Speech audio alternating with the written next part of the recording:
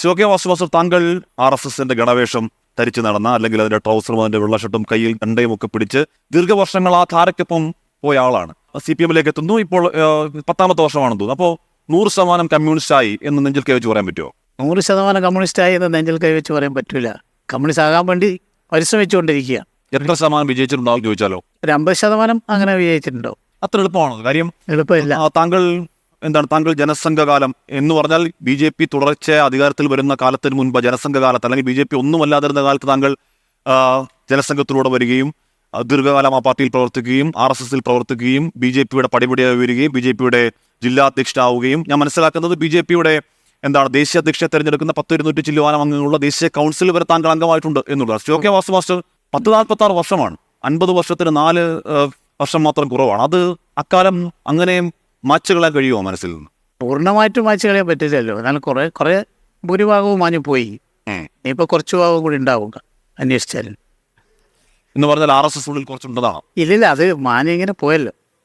RSSൽ പണ്ട് ഞാൻ പ്രവർത്തിക്കുന്ന സമയത്ത് തന്നെ വളരെ ചുരുങ്ങിയ കാലം മാത്രമേ RSSൽ പ്രവർത്തിച്ചിട്ടുള്ളൂ.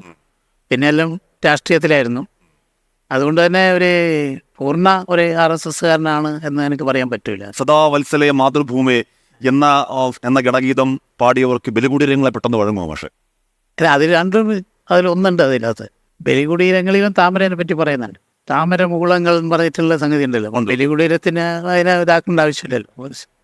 ഒന്നാണെന്നാണോ? ഒരു തരത്തിൽ നോക്കിയാൽ ഒന്ന് തന്നെ. അതെങ്ങനെയാണ് അങ്ങനെ പറയാൻ കഴിയുക? അത് RSS ഗണഗീതമാണത്. അതവർ പ്രൗഢ ദേശീയത എന്നൊക്കെ പ്രാർത്ഥനയാണത്, ഗണഗീതയല്ല, പ്രാർത്ഥന. അപ്പൊ ആ പ്രാർത്ഥന ചൊല്ലിയ മനസ്സുകൾക്ക് പെട്ടെന്ന് ഈ പറഞ്ഞ വിപ്ലവഗാനങ്ങൾ ചൊല്ലാൻ കഴിയും എന്ന് മാഷ് തെളിയിക്കുകയാണോ? അത് ആ കാലഘട്ടത്തിലെ ബോധ്യം അങ്ങനെയാണല്ലോ, അതിനനുസരിച്ചിട്ട് മാറുമല്ലോ. മനോനില, RSS എന്ന് പറയുന്നത് മനോനിലയാണ്. ആ മനോനില പാർട്ടി മാറുമ്പോൾ മാറുന്ന ഒന്നല്ല. ഇപ്പൊ ശ്രീ B. ഗോപാലകൃഷ്ണൻ താങ്കളെ പറ്റി പറയുന്നത് കേൾക്കാം.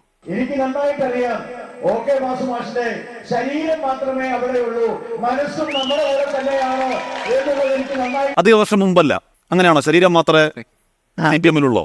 അല്ലല്ല, മനസ്സിന്റെ ഇഷ്ടത്തോടു കൂടി ആണല്ലോ ഇതിലേക്ക് വരുന്നത്.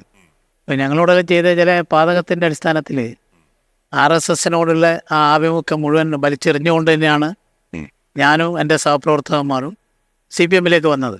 അപ്പോൾ വന്നിട്ടിപ്പോൾ 10 വർഷം ആവാൻ പോവാണ്. ഒരു പ്രയാസവും എന്നെ സംബന്ധിച്ചിടത്തോളം ഉണ്ടായിട്ടില്ല.